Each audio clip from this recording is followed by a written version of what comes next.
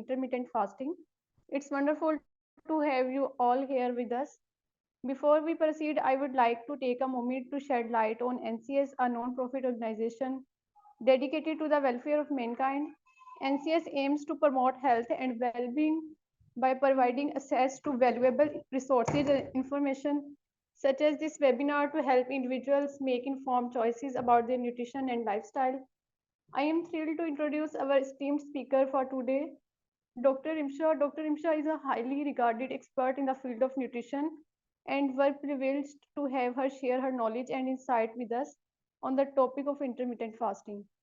Let's dive into this fascinating discussion and explore the benefits of intermittent fasting together. Thank you so much. Assalamu alaikum everyone. Hope so you're doing great. Myself Dr. Imsha, founder of MAWA. Thank you NCS for giving me to this opportunity. Today we will discuss intermittent fasting. आप सबसे पहले देखते हैं कि हमारे पास ना different diets होती हैं, जैसे कि blend diet, fat free diet, protein diet, ये सारी जो है ना ये डाइट है, इसमें बताया जाता है कि हमने क्या चीज़ है जो लेनी है। बट इंटरमीडिएट फास्टिंग में जो है ना हमने देखना है कि हमने ईट कब करना है। ठीक है, तो सबसे पहले जो है ना इंटरमीडिएट फास्टिंग जो है ये कोई डाइट प्लान नहीं है, जस्ट ये एक लाइफस्टाइल है जिसको हमने अपनी लाइफ में इंक्लूड करना। ये कोई फैट डाइट नहीं है जिसको आपने थोड़े टाइम के लिए फॉलो किया और इसके जो बेनिफिट्स हैं आपको मिल गए हैं और आप कहोगे कि हमें हमारे जो गोल्स हैं वो कंप्लीट हो गए तो हमने ना इसको फॉलो नहीं करना। ठीक है, तो ये जो है ना आपने इसको अपनी डेली रूटीन में रखना है कि अगर आप इसको फॉलो नहीं करोगे जो आपको बेनिफिट्स मिले होंगे ना वो रिवर्स होना स्टार्ट हो जाएंगे।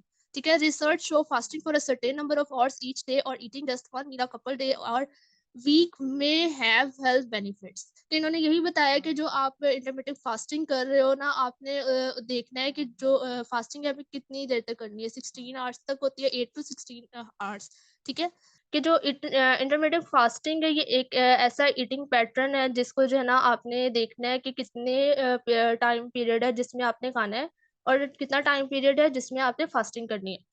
It doesn't prescribe specific food to eat or avoid, but rather focus on when you eat them. कि इसमें जो है ना इन्होंने प्रॉपर तरीके से प्रिस्क्राइब नहीं किया हुआ कि आपने कौन सा ऐसा फूड है जिससे आपने इंटेक करना है और कौन सा ऐसा फूड है जिससे आपने अवॉइड करना है। तो आप इस पे उन्होंने ज्यादा फोकस किया हुआ है कि आपने कब खाना है। Intermediate fasting improve blood pressure and resting heart rates, यानी कि उन्होंने आगे बेनिफिट्स बता दिए कि जो अगर हम इंटरमीडिएट फास्टिंग करते हैं तो इसमें हमें क्या बेनिफिट हो रहा है। हमारा जो है ना फैट परसेंटेज रिड्यूस हो रहा है, वेट लॉस हो रहा है, control blood sugar, better cholesterol हो रहा है, इम्पेयर्ड मेटाबॉलिक हेल्थ हो रहा है, उसमें फिर आगे हमारे हार्ट रिलेटेड डिजीज आ जाती है। ठीक है, उसके बाद नेक्स्ट है हम the rules for this diet are simple. कि इन्होंने बताया कि हमारे डाइट में जो है ना सिंपल रूल्स हैं। कौन कौन से? आप person need to decide on adhere to a 12 hour fasting where window every day. कि उन्होंने बताया कि जो है ना एक पर्सन है वो डिसाइड कर ले कि उसने ना 12 आवर तक ना फास्टिंग करनी every day. According to some researchers fasting for 12 to 16 hours can cause the body to turn its fat store into energy which release ketones into the blood stream. यानी कि जो है ना अगर सम रिसर्चर्स ने ना किया है कि ना 12 to 16 आवर्स तक जो है ना हमें फास्टिंग करनी चाहिए, क्योंकि जो हमारी बॉडी में जो फैट स्टोर हो जाती है ना वो फास्टिंग करने से ना वो जो फैट स्टोर होती है वो एनर्जी में कन्वर्ट होना शुरू हो जाती है और जो हमारी ब्लड स्ट्रीम में कीटोन्स रिलीज होना शुरू हो जाते हैं।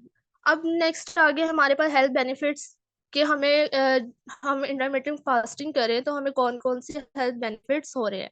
सबसे पहले है वेट लॉस के हम जो हमने इंटरमीडिएट फास्टिंग स्टार्ट की है, जो हम लोग एक्स्ट्रा कैलोरीज इनटेक कर रहे हैं, हमें इंटरमीडिएट फास्टिंग करने से वो एक्स्ट्रा कैलोरीज जो है ना वो स्टॉप हो गए।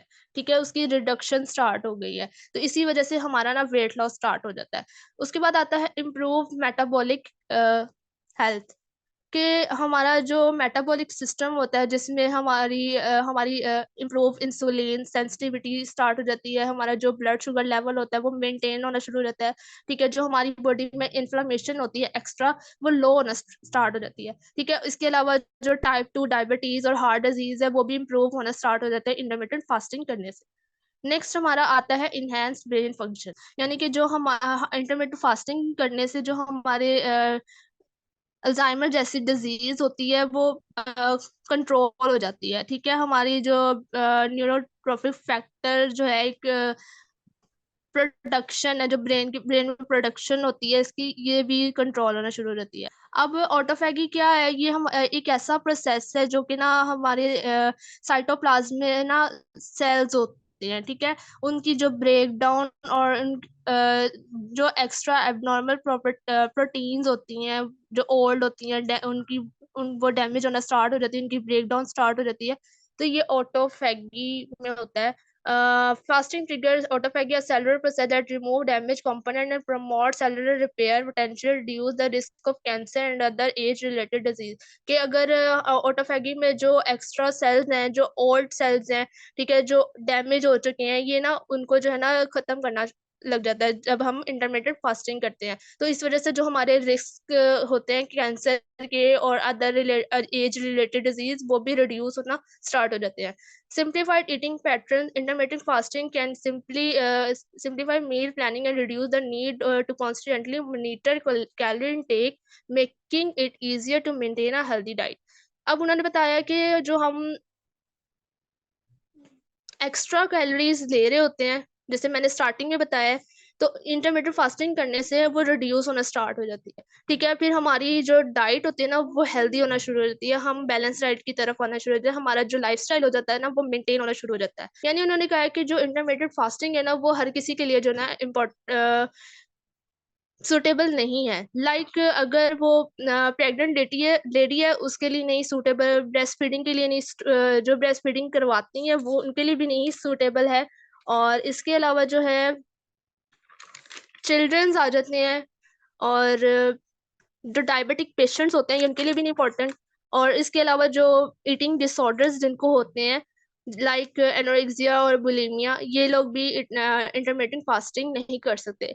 और आप लोगों ने ना याद रखना है कि आप जो भी प्लान फॉलो कर रहे हैं, इंटरमिटेंट फास्टिंग है या कोई भी डाइट प्लान है, आपने उसको जो है ना अपने लाइफस्टाइल में जो है ना इंक्लूड लाजमी करना है। अगर आप उसको फॉलो नहीं करते ना तो आपका ही जो है ना नुकसान होगा, क्योंकि जो आपको बेनिफिट्स मिले होंगे ना वो रिवर्स होना स्टार्ट हो जाएंगे।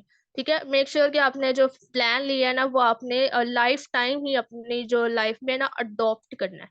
ठीक है, नेक्स्ट आता है इंटरमिटेंट फास्टिंग मेथड। अब मेथड्स आ जाते हैं, कौन कौन से ऐसे मेथड्स हैं जो हम यूज कर सकते हैं इंटरमिटेंट फास्टिंग में। There are three methods of intermittent fasting: 16 to 8 hours eat, stop, eat 5 to 2। ठीक है, 16 to 8 आवर्स जो होते हैं ना, इसमें हमारे पास उन्होंने बताया कि 16 to 8 intermediate fasting plan is a form of time restricted fasting. यानी कि जो है ना हमारे पास जो 16 आवर्स होंगे ना वो हमने फास्टिंग के होंगे, और जो 8 आवर्स होंगे हमारे पास वो हमारी फूड की होंगे कि जो हमने जो इनटेक करना है। It involve consuming food during in an 8 hour window and avoiding food or fasting for the remaining 16 hours each day। कोई सामने ये पिक्चर शो हो रही होगी कि आपको जब आप इंटरमीडिएट फास्टिंग कर रहे हैं 16 to 8 hours, ठीक है, तो इसमें आपको कौन कौन से बेनिफिट्स मिल रहे हैं। आपका ब्रेन एक्टिविटी जो है ना वो बूस्ट हो रहा है, वेट लॉस हो रहा है, ठीक है, आपको जो आपको लगता है कि हमें डिजीज हो जाएगी ये उसके अगेंस्ट भी लड़ता है।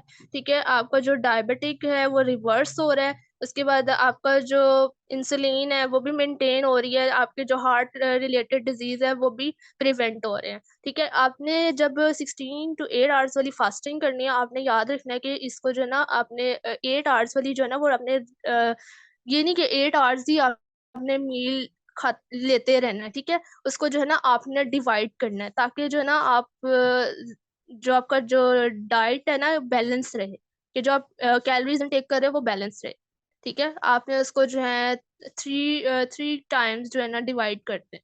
आपने जो है ना अपनी डाइट जो ले रहे हैं ना उसमें फास्टिंग से पहले अपने आप को डिहाइड्रेट रखना है। ठीक है, आपने वाटर इनटेक बहुत ज्यादा रखना है, ये किडनी पे इफेक्ट नहीं होता अगर आपकी डाइट अच्छी है। ठीक है, मैं आपको लास्ट में बताऊंगी टिप्स कुछ, तो वो आप लोग नोट कर लेना। कि अब इन्होंने यहाँ पे बताया है कि अगर आप इंटरमीडिएट फास्टिंग कर रहे हो 16 to 8 आवर, तो आपने ये नहीं देखना कि आप कौन सा फूड खा रहे हो और कौन सा जो है अवॉइड कर रहे हो, बस आपने इतना फोकस करना है कि जो आप थिंक करो ना उसमें आपका ही बेनिफिट हो, आपको एनर्जी मिले।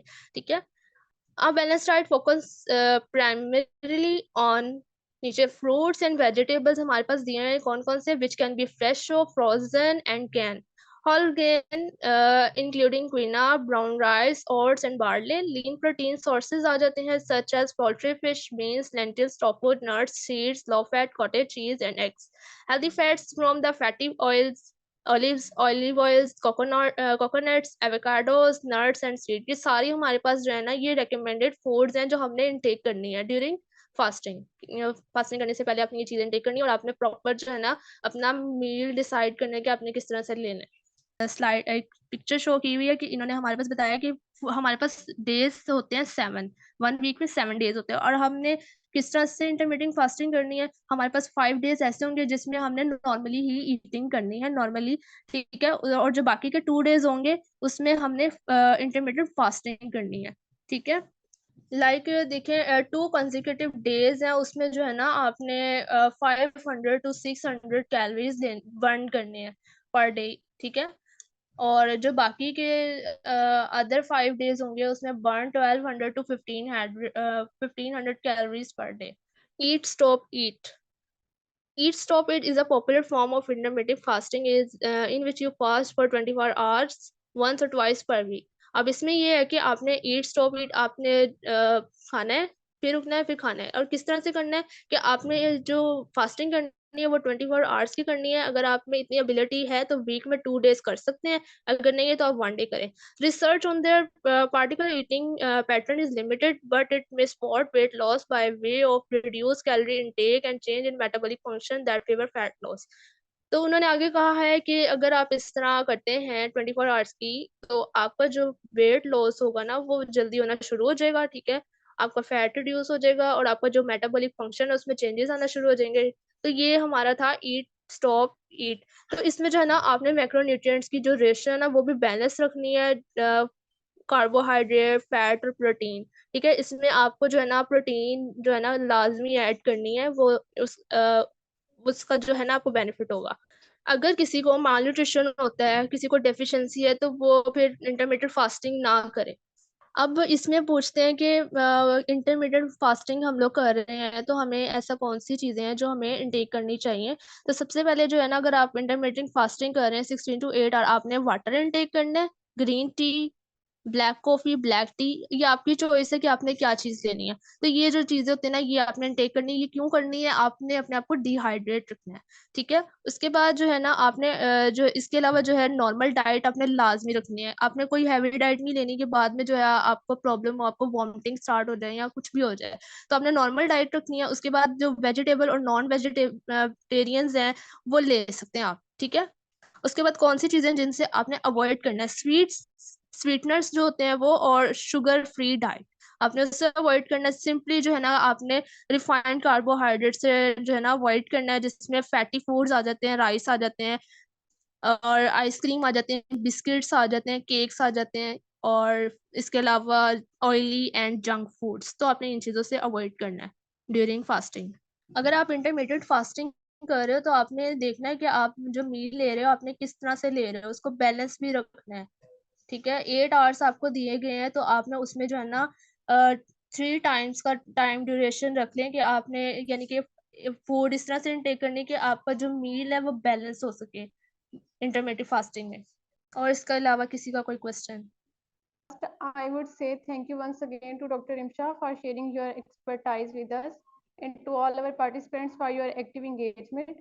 We hope you found today's session insightful and informative. Stay tuned for more exciting webinars and events from NCS. Together, let's continue our journey toward better health and well-being.